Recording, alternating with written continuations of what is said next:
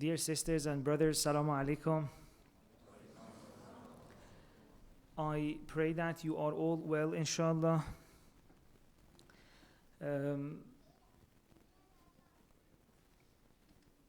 I know I have said this before, but I want to say it one more time. It's really an honor to be able to speak to you. I really appreciate your time. I've said this many times, and I don't even know if that's a good thing to say, but I don't enjoy talking.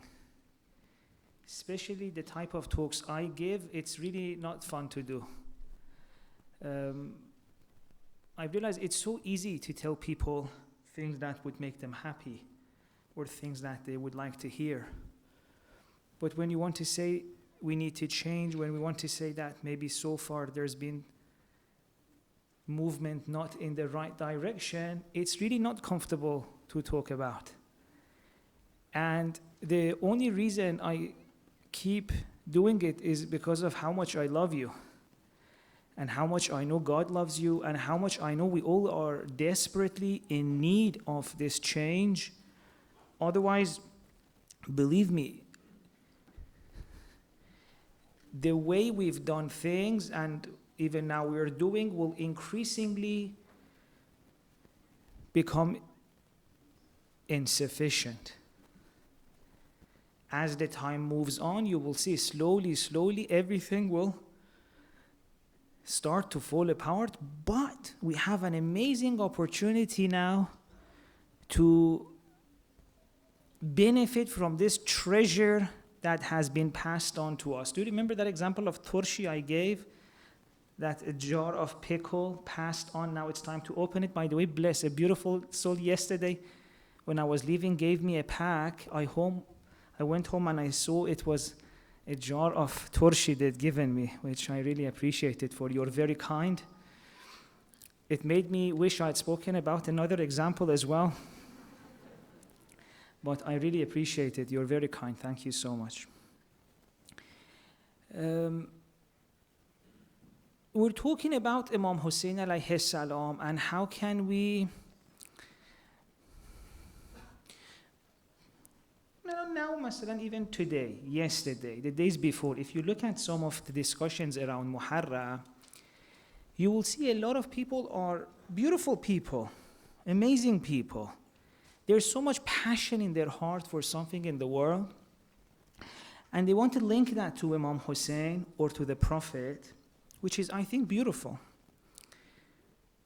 The only thing is, in doing so, they miss the point that Imam Hussein's point, Prophet's purpose, solution, Prophet's offering, is not at this stage in the history of humanity to tell us what to care about. Humanity has grown that without even a prophet, you know that, what to care about. There are 18-year-old atheists right now in some universities who know what the truth is, what to care about. That's not any longer anything you need to go to the teachings of Prophet and Imam Hussein for. To care for people who have problems, humanity has grown. You don't need Imam Hussein for that. If after 20 years of spending time with Imam Hussein, you think this is all Imam Hussein can offer, just a bit of inspiration to care for people, really we don't need Imam Hussein for that. Yes.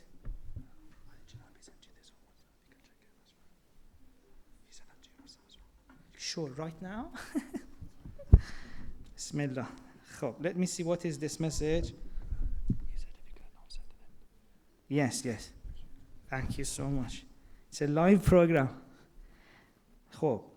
We're meant to recite a Fatiha at the end. Let's do it one now as well. Why at the end?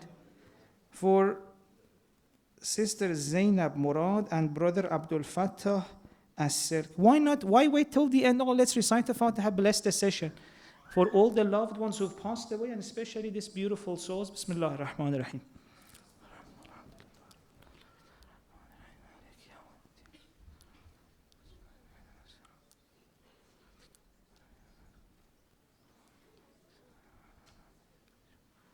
Beautiful. Alhamdulillah. Allahumma salli ala Muhammad.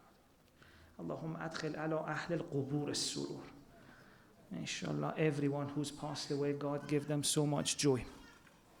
Oh, thank you so much. It was so nice in the middle of all of this to read Surah Fatiha. It gave us so much energy. What was I saying? If after 20 years of spending time studying about Islam and Ahl Bayt and all of that, all I can derive from Imam Hussein is that you need to care for people, well, this really shows there's not much in the teachings of Islam. But that's not the case.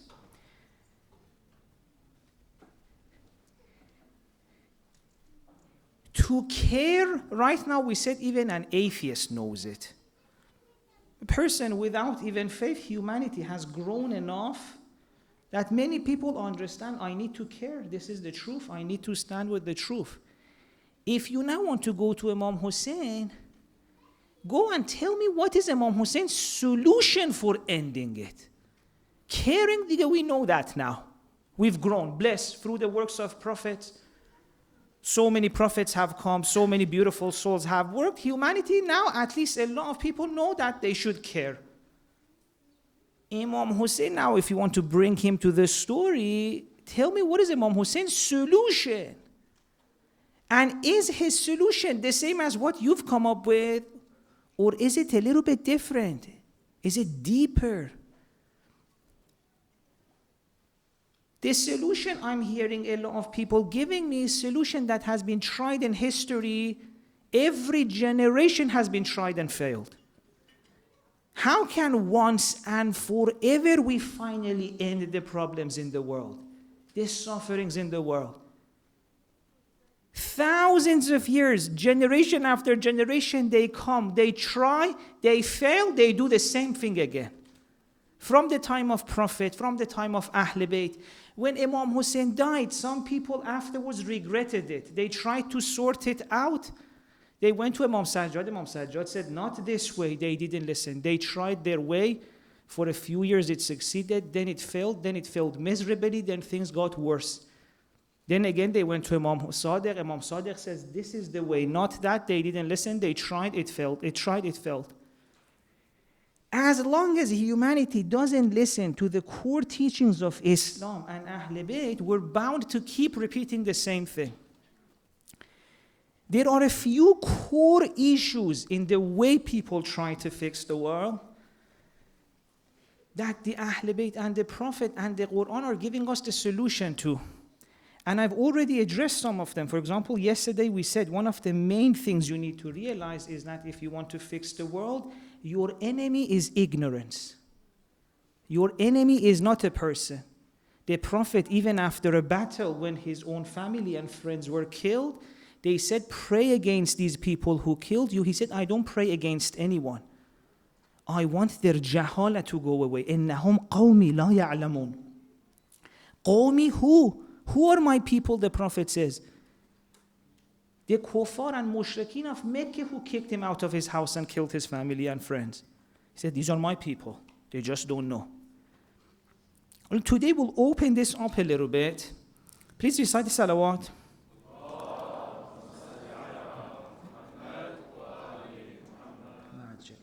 Oh, his name is so beautiful. No, Muhammad. Oh. Allahumma salli ala Muhammad wa ala Muhammad.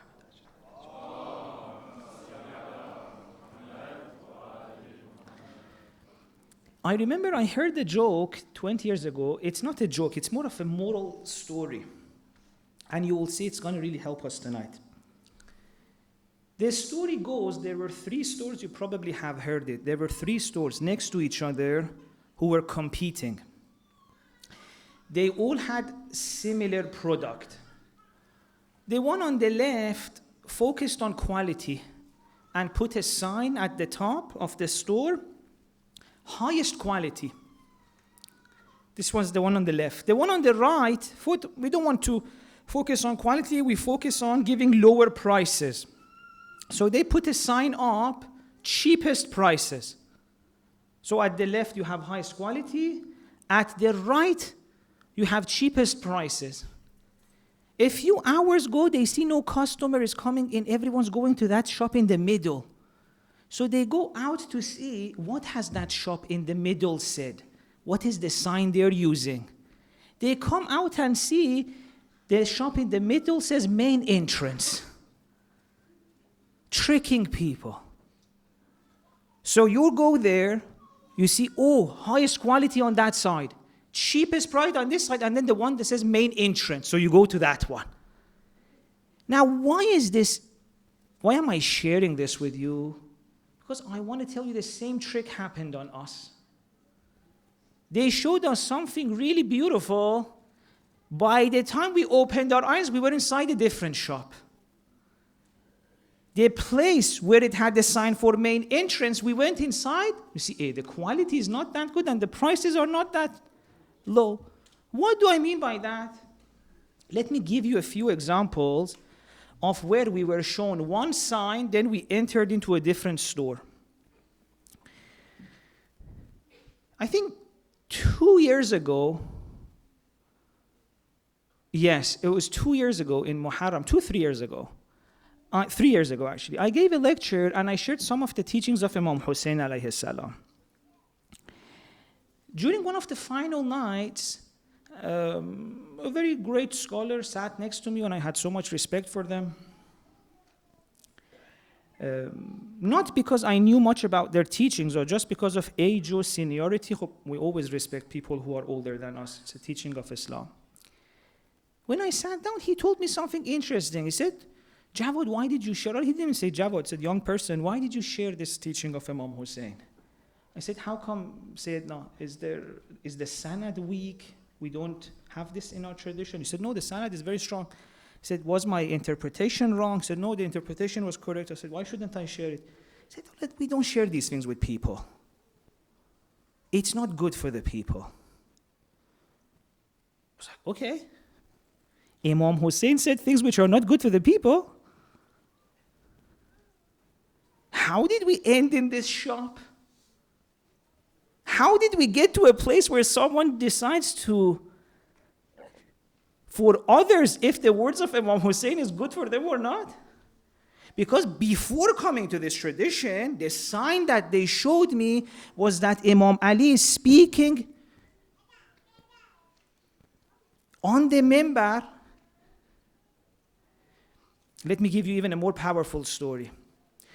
Imam Ali is before the battle of Siffin. Muawiyah and his army has attacked. Imam Ali is going out to defend. There's a group of people in the city with Imam Ali. These are very interesting people. They've seen Imam Ali and they really like him. But instead of joining him to go and in that battle, they come to Imam Ali and they say something. Listen to this. They come to Imam Ali and say, Imam Ali, we've seen you. You're a very nice person. But we haven't seen Muawiyah. What if he's better than you? So now we can't really join you. We will come, we will go and see him, and then we decide. Well, imagine how slow you have to be next to Imam Ali and not recognize him. Oh? So some of the people next to Imam Ali get very upset. They're like, what do you mean? Just put yourself in that situation, by the way. Put yourself in that situation. It's not a normal fun day. There's a battle about to take place. The other side has attacked already some of the surrounding villages. They've even hurt a lot of people. Now Imam Ali wants to go and defend. There's a group who are meant to support you in defending. They're like, nah, we want to think more. We want to see what is the other side like. What do you think Imam Ali said? Just think about it for a second. What would you do? If you're going to defend, the enemy is at the doors, and suddenly a group of people say, we're not helping. Imam Ali said, no one say anything wrong to them. هذا التفقه في الدين. Imam Ali says, not only I'm not mad at you, I'm very happy that you want to understand your religion. التفقه في الدين is this. Baby, Ali is the one who says, you can even question me. I want you, in fact. Only be with me if you think I'm good for you. هذا التفقه في الدين. Imam Ali says, I want this type of people, that if they're with me, they've chosen me through their own understanding. I see this from Imam Ali. I come and then I see someone tells me, oh, don't share this teaching of Imam Hussein. Pastor, where did that thing go that Imam Ali respects people's understanding? When I look at you, you don't respect people's understanding.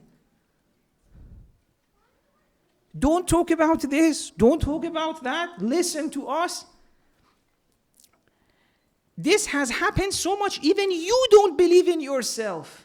You don't respect your own intellect. You know how many times I've had discussion with someone and they tell me, yes, what you're saying makes 100 sense to my intellect, but what? What is beautiful about Ahl Bayt is that they say, Insan, you can find the truth. Think. Another example of how we're shown something, we come, we see something else. Well, how many times, honestly, you've heard this story that Prophet was always smiling? That when Prophet was in a gathering, he was so like other people, a lot of people who hadn't seen him, they didn't know which one's the Prophet. Allah, I want to ask you, the way we were taught religion, the way we teach religion to other people, is it full of smiles? Are the people who are representing religion for us like our Prophet smiling all the time? Imam Ali, do you know, goes to a person and says, how much do you love yourself? The person says, well, I like myself quite a lot. Imam Ali says, I love you 70 times more. When did you ever hear that from a religious person? A religious scholar who's meant to teach us. Bless them, I have respect for everyone. But isn't Alon the main job to make you, let me just teach you some teachings you need to know. Also be careful, don't commit sin, don't do that. Apart from this control and making sure you're scared of God, where is that love of God coming through it? Imam Sadiq alayhi salam came inside the mosque. He went around to the people who were in the mosque one by one. أحب روحك وريحك. I love your soul and your smell.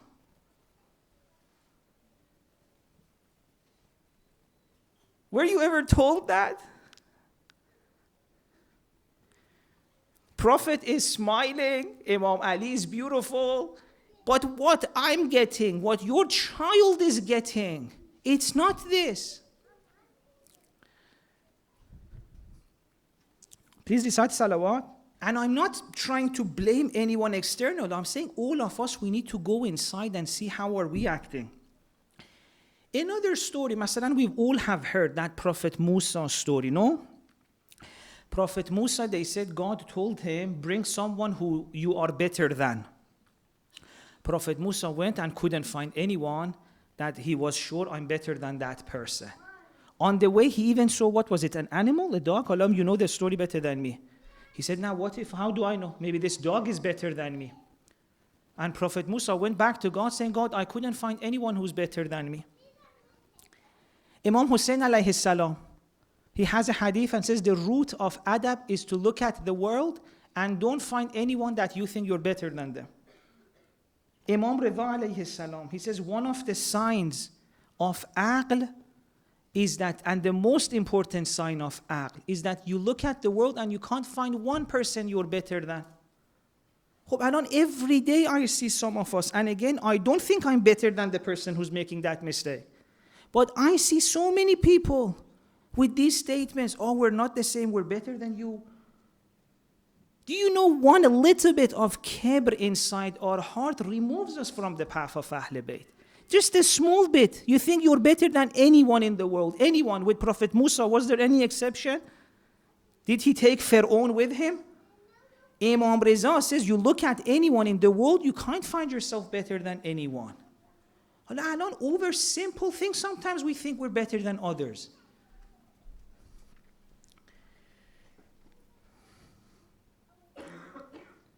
I don't know, does this make sense, by the way, what I'm trying to say? Okay, there's no one in the world, Ahl Bayt say we think we're better than. No one in the world. Do you know what I'm trying to say? If I list the people in the world, some of you may want to leave Imam Rida alayhi salam. And at some point we need to make up our mind. Do we like these Imams or not? He says, if you want to look at the world the way we do, there should be no one in the world you think you're better than. Okay, how? He says, let us come and teach you. But are you even interested? Or are you so sure you're better than others?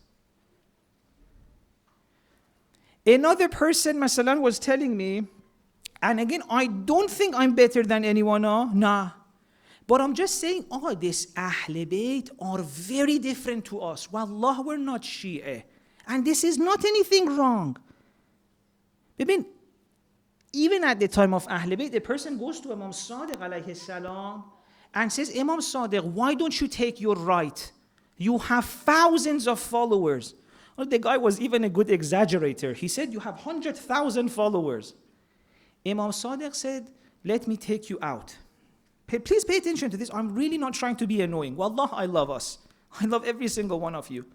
Imam Sadiq, my beautiful brother and sister, takes this person out to a place where there were some sheep. Says, I don't have the number of the sheep you see here, followers who think like me.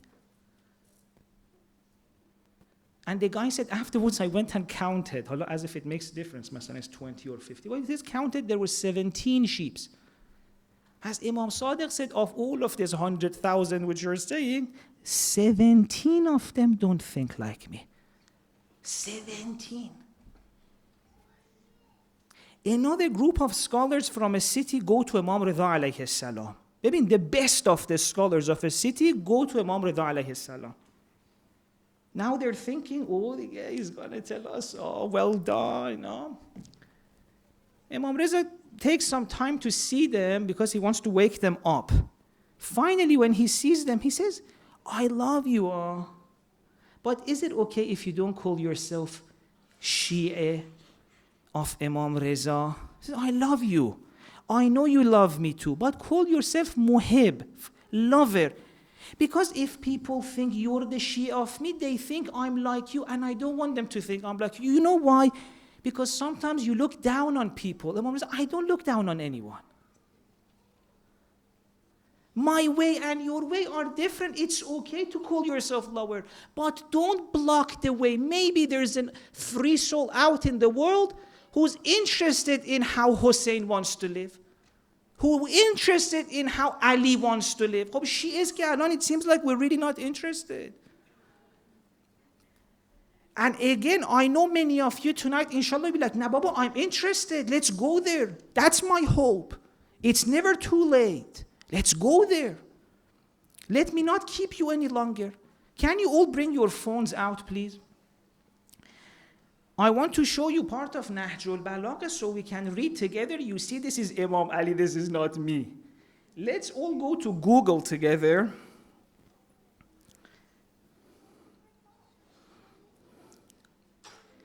Search Sermon 206 Nahjul Balagha. It will take you to the same website, all of us. We can all look at the words of Imam Ali alayhi salam together. Sermon 206 of Nahjul Balagha.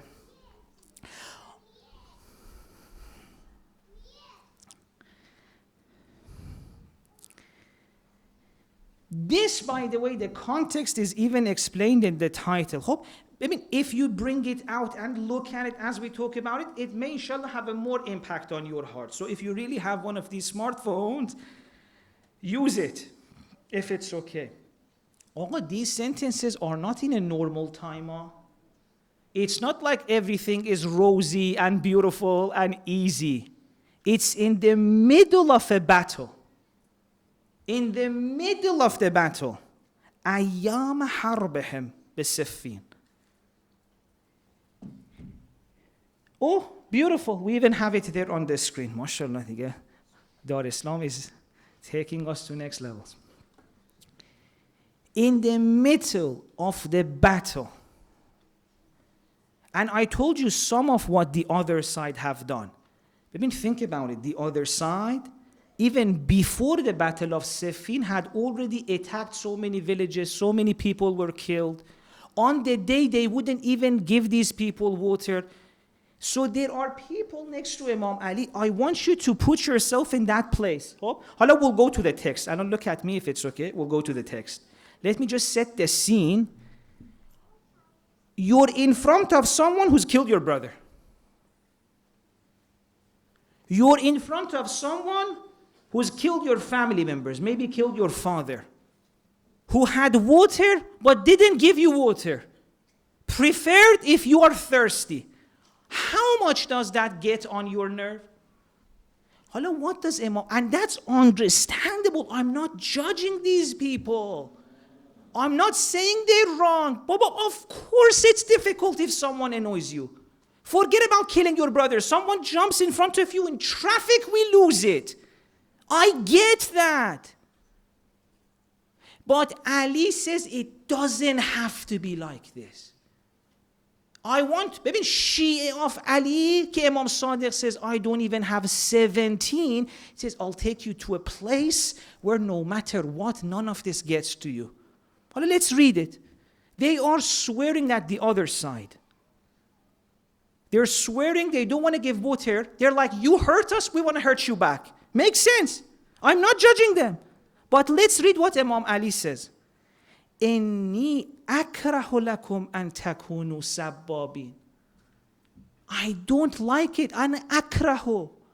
I dislike it for my Shia to abuse anyone verbally, to swear at them. What is he trying to say? I mean, when do we swear at someone?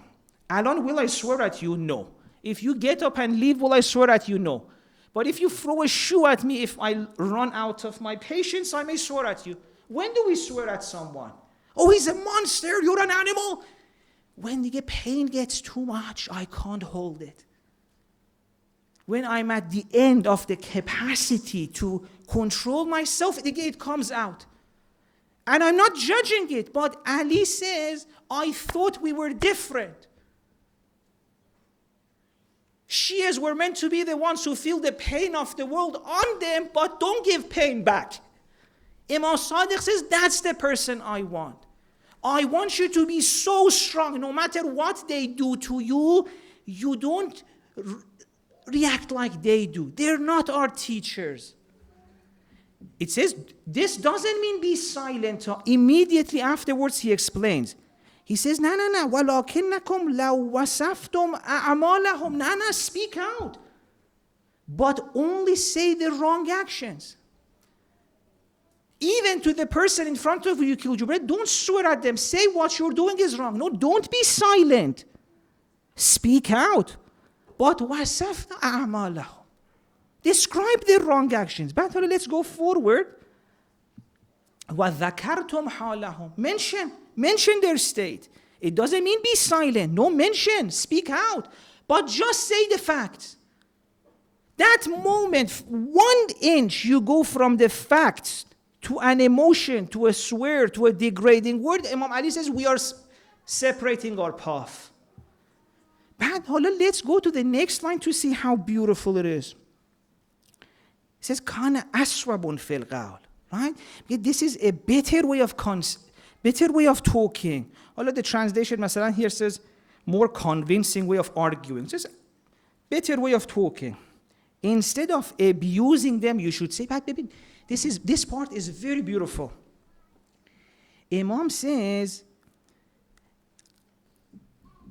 Imam is talking to people who have been hurt.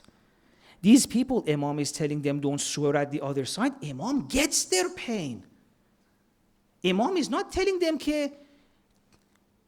your blood for me is not important. I don't want any one of you to get hurt. Wallah, you think Imam Ali would be happy with anyone getting hurt? Imam Ali is trying to raise them higher. What does he say? It says, if you don't want the enemy to shed your blood, which is very good, make this dua to God. What is it? Allahumma ahqin dima'ana wa dima'ahum. God, protect our blood and protect their blood too. Do you see the difference between Ali and us? We're like Allahumma ahqin dima'a, our team.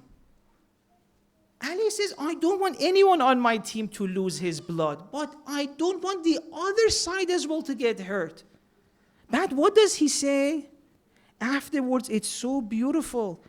It says, pray to God, وَأَصْلِحْ ذَاتَ بَيْنَنَا وَبَيْنَهُمْ وَأَهْدِهِمْ مِنْ ضَلَالَتِهِمْ. Pray to God, God, we don't want these people in front of us to kill us. Guide them out of their ignorance.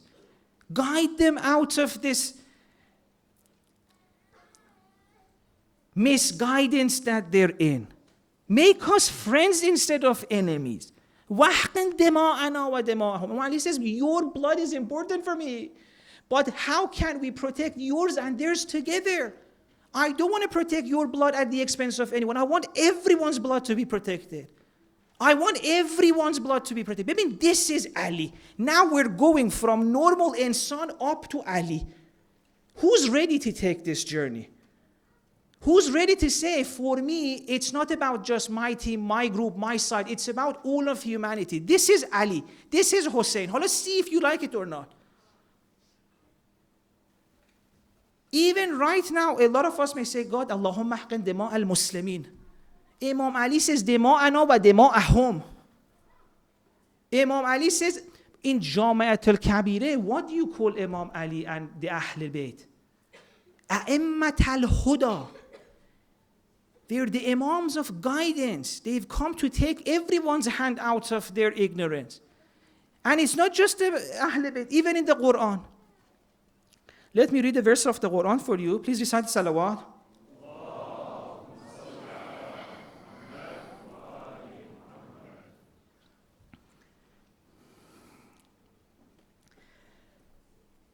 بسم الله الرحمن الرحيم واعتصموا بحبل الله جميعا ولا تفرقوا واذكروا نعمة الله عليكم إذ كنتم أعداء فألف بين قلوبكم فأصبحتم بنعمته إخوانا وكنتم على شفا حفرة من النار فأنقذكم منها.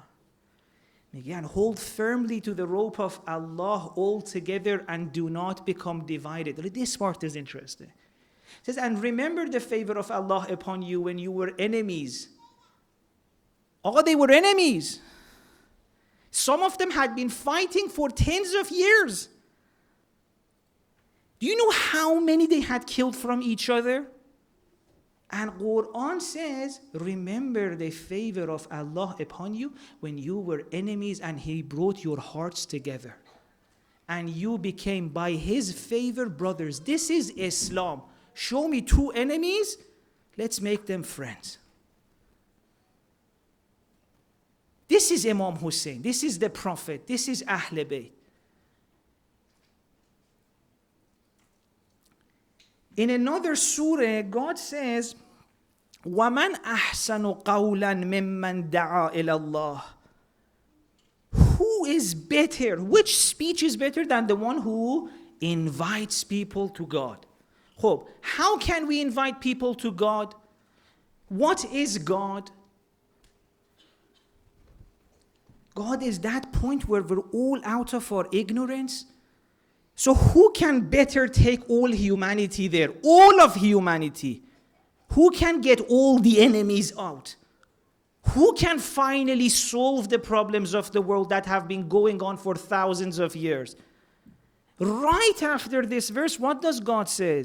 وَلَا تَسْتَوِ الْحَسَنَةُ وَلَا السَّيِّئَةُ. Badness and goodness are not the same. ادفع بالتي هي أحسن فإذا الذي بينك وبينه عداوة كأنه ولي حميم. Repel that which is bad by something that's better, and you will see the one with between you two, there's enemy, will become a close friend. This is the recipe of Islam. Are you ready to become friends with all of humanity? It's not easy. It's not easy. It's really not easy. But this is the prescription. Otherwise, we are in this mess forever. As long as we don't accept this, by the way, don't think Imam Zaman will come. Imam Zaman wants to come do the same thing. Don't think the reason Imam Zaman is not coming is because of what other people are doing. It's because even his Shias are not ready for it. Just today, someone messaged me, Sheikh, can you help us spread the message of Imam Hussein to non-Muslims? But having the same beautiful brother, again, I'm not judging anyone. Wallah, if this much, I think I'm better than anyone. If I think I'm better than anyone, I'm out. The same brother who's telling me I want to teach the message of Imam Hussein to non-Muslims, a few weeks ago, I was begging him. His friend had made a mistake. His friend was regretful. He wouldn't forgive. I said, Baba, Imam Hussein is not in your heart. Which Hussein you want to introduce to the world? Hussein said, the one that if you apologize to doesn't forgive is not one of us. Do you know Hussein before you want to go and spread him to non-Muslims? Any enmity in my heart towards a family member, but Hussein says, Baba, I want to get all the resentment of the world out of your heart. Ali says, I don't have resentment even towards Ibn Mulja. Tomorrow we will read that.